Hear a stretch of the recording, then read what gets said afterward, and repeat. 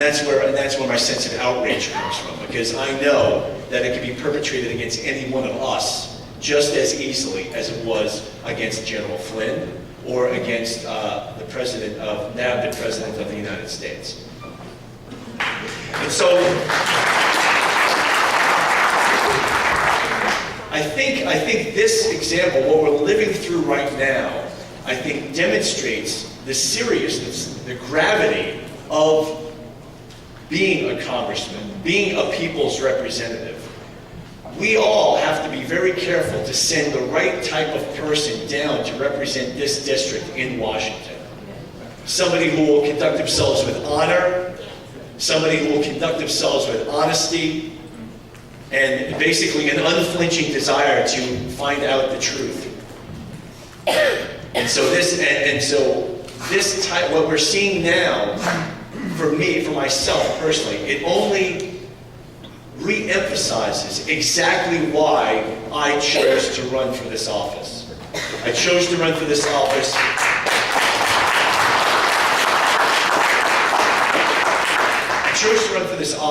because I felt that my background of service, my background wearing a variety of hats through my life, would serve me well as the people's representative down there. And what's been happening lately has only reaffirmed this in my own mind, and I hope that you'll agree with that.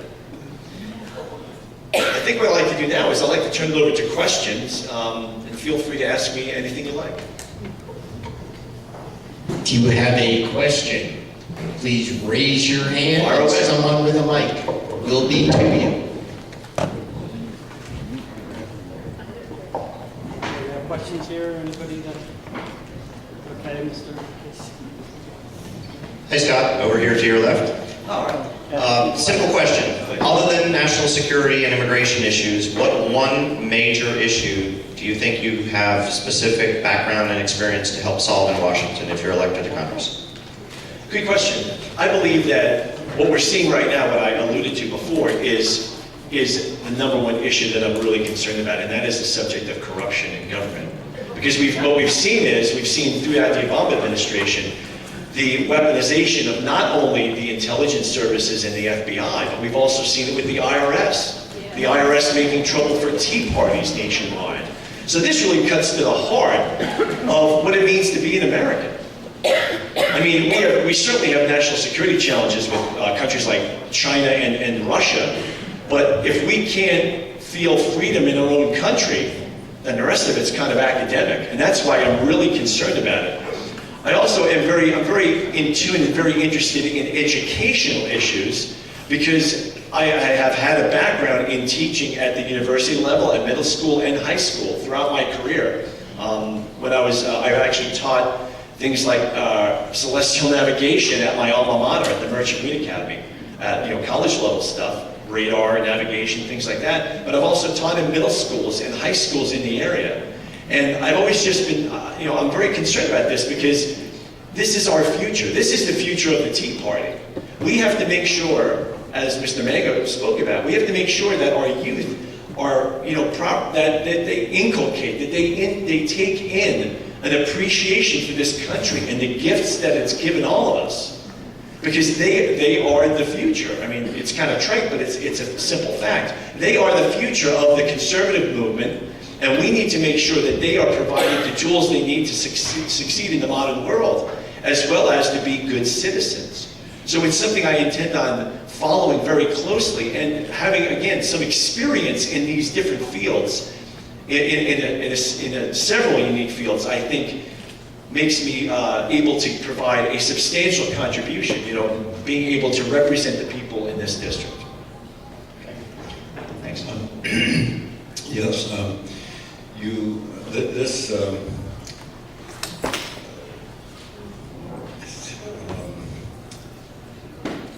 but basically what I want to ask you about is, so sometimes new politicians, they get into Congress with good intentions like yourself, and then they get, for lack of a better word, kind of corrupted. Right. So you mentioned the career lawmaker versus a career politician. I mean, a local citizen. Right, Okay. citizen politician, So, right. How would you approach changing the daily routine in Congress such that the representatives would have more accountability to us citizens? I mean, that's a very important word right there, accountability, right? That is perhaps one of the things that's missing the most in government is accountability, right? Everyone who's ever had a responsible position, anyone who's ever been in the military understands the need for accountability. One thing I would certainly do is I'd be willing to sign any agreement, any law for term limitations for representatives. Personally, I'm broken down 53 years old. I mean, what I personally expect for myself is, I expect to, several terms and then I return home. I have no interest in serving, more than 8 years down there, certainly. Absolutely no more than that, and probably less than that. Because I just believe it's let other people bring new ideas forward, make their unique contribution. I've always found something else to do. I'm doing something else now, running for Congress, and I'm sure that other opportunities will present themselves. But I do believe that, we've just had too many professional politicians, and it has changed people. And I know everyone says that they won't change, right? But a lot of them do. But I won't, because I won't be down there long enough to let the swamp seep into me. Scott, I have the next question for you. You have a unique situation in your life with your wife being a legal immigrant. So could you give us a little perspective on that history and also where you stand with regard to this issue now that's going forward with Congress with immigration and legal versus illegal immigration and the securing of the border and all those issues that relate to immigration? Right. It's something, obviously, like, as I said, my wife and daughter are green card holders. And so what that means is you have a green card which you renew, and then later on, after 5 years as a green card holder, you can retain it longer if you like. But after 5 years as a green card holder, you are eligible for naturalization. You have to pay extra money and all of that. And, well, now it's 5. Yeah, it's been raised. So that maybe, 10 or 20 years ago. So that's what we're looking at right now. So my wife is actually, they're overdue for these documents. And I've called them, several months ago before I was running to ask them what was going on. And just paperwork, bureaucratic logjam. Obama was letting so many people in the back door that they don't know what they're doing. I don't know, but it's really ridiculous. By the way, an amusing story about my wife getting her is because I was in the CIA and I had a very high security clearance. I was required. My wife, who at the time was not a green card holder, had to go through a polygraph to even qualify to be my wife, so to speak. And so I had to fly her back. I had to fly her back from Moldova, and I had to, when we got to Washington, I'd say, oh, by the way, well, 2 things. One, I'm in the CIA. Second of all, tomorrow you got to go to polygraph. There were a couple of little language problems. Her English is much better now, of course. But there was at one time where the polygraph guy asked her. He said something like, "Have you ever supported a terrorist group?" And my wife misunderstood it. She thought, like, have you ever been against a terrorist group? So she said, of course I have. And then they said, well, maybe we better ask you that again. So then they asked her again, and then they cleared that up. But so my wife has been through something almost no green card holders have been through. She's been through like an SCI polygraph, but still, she's waiting for her citizenship. There's always a need in America for legal immigration, of course. And we need to continue with that. However, what we've seen, as somebody who worked in the government before, what was happening before under the Obama administration with refugees was absolutely criminal. Because having done a lot of vetting of working against terrorist targets, I'm very aware of how difficult it is to vet people coming from other countries with very limited computer databases or a pre-industrial society. You can't get information on these people at all. And so this is a reason why vetting needs to be taken extremely seriously, and we have to always remember absolutely that national security, border security is national security, period. They're absolutely linked. So a law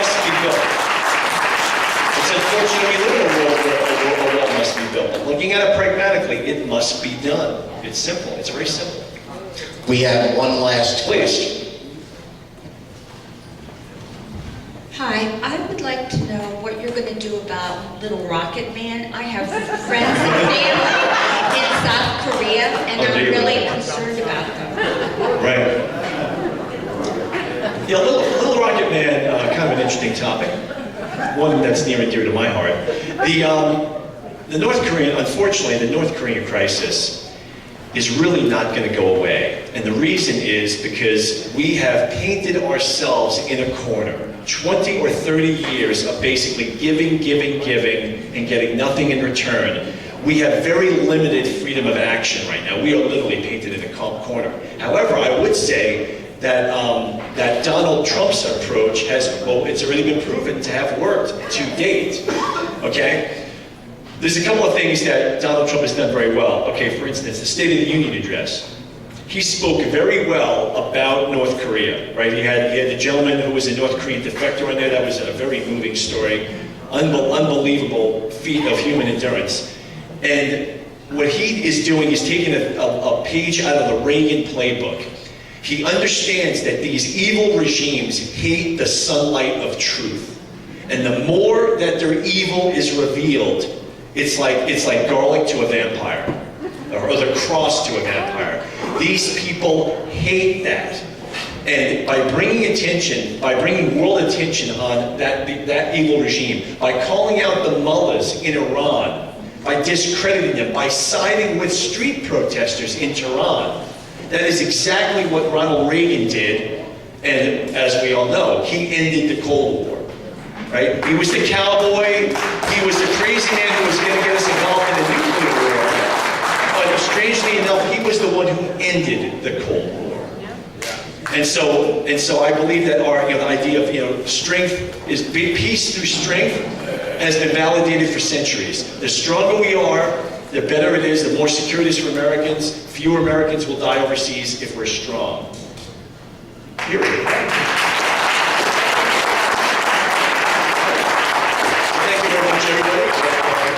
I sure appreciate your vote in the primary for Congress. Thank you very much.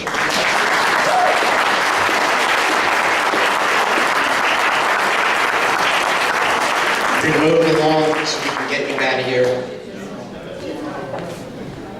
50-50, are we ready back there? We're ready. All right, let it roll. The winner is going to walk out with $175. And we're going to have Lisa Mango for Congress. Governor for Congress.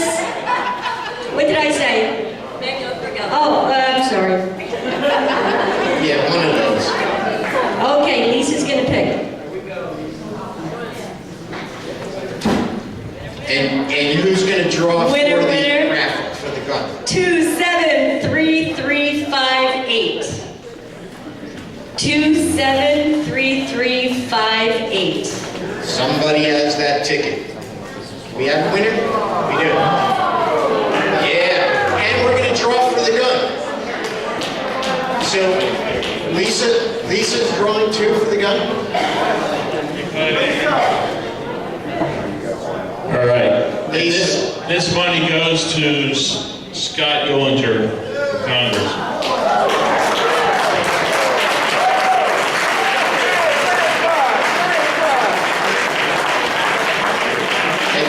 This is for the gun. So the winner is going to get their choice of 2 guns or 400 in cash. If you're the winner, you will get a phone call from us sometime in the next couple of days. If the winner is not here, that person will get a phone call from us and get things going. I need a name and a ticket number. Go ahead. Okay, the name is Claude Mervine, 201-8A6A. Okay, I don't think Claude is here, but he will be phoned and we'll get that going. Thank you guys. A couple of quick things. Our meeting next month, many of you have already seen a flyer that's out. It states that the Energy Committee is going to do a presentation. That has been delayed. We'll hear from them later on. Instead, We'll do our normal March thing, that is our annual report, which we're required to do by our bylaws. We'll have board elections. We'll do an annual financial and membership report. We'll outline accomplishments and goals. We'll do a member survey. And we will do petition signing. So,